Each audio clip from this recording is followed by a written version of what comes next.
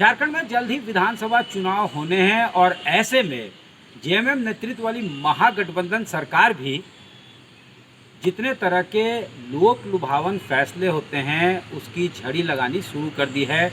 मैया योजना सरकार ने शुरू करने की घोषणा की है, जिसके तहत 40 से 45 लाख आहारता रखने वाली महिलाओं को हर महीने 1000 रुपये दिया जाएगा, जैसे कि बंगाल और कर्नाटक जैसे राज्यों में दिया गया और उसका चुनावी असर भी दिखा।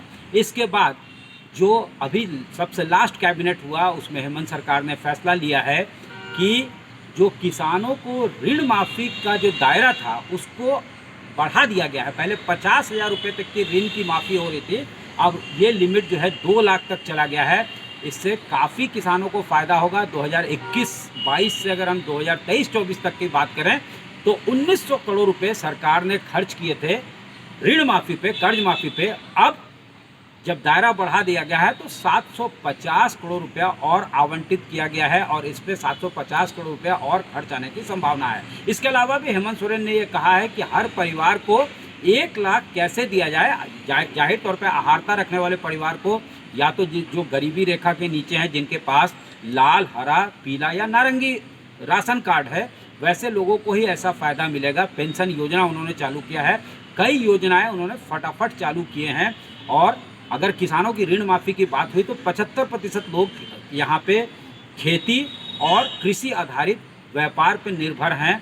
जाहिर तौर पे वो लोगों को मोबिलाइज करना चाहते हैं और इसका सीधा कनेक्शन जो है चुनाव से है, चुनावी कनेक्शन है। इससे पहले जो सरकार थी इस राज्य में नई पेंशन स्कीम को लागू किया।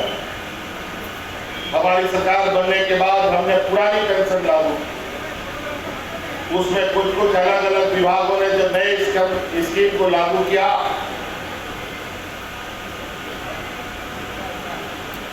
उसमें विश्वविद्यालय वाले जो लोग थे वो पुराने पेंशन स्कीम से जुड़ नहीं पा रहे थे और उनकी लंबी मांग भी थी, लेकिन कई कानूनी अड़चनों की वजह से उनको पुराना पेंशन स्कीम का लाभ नहीं मिल पा रहा। ऐसे में उनको लगता है कि वो अपने जो वोटर्स हैं, समर्थक हैं, उसको अपने पक्ष में कर पाएंगे, उनको मोबिलाइज कर पाएंगे, पोलराइज कर पाएंगे अपने पक्ष में और इसका चुनावी लाभ उठा सकते हैं।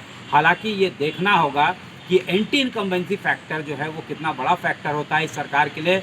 झारखंड में ऐसा देखा गया है कि हर 5 साल में एंटी इनकम्बेंसी का असर होता है और रिटेंशन कैपेसिटी यहाँ पे कम होती है। जो सिटिंग एमएलएज हैं उनको काफ़ी मशक्क़त करनी पड़ती है अपने सीट को बचाने के लिए। ये लगातार झारखंड में ट्रेंड रहा है।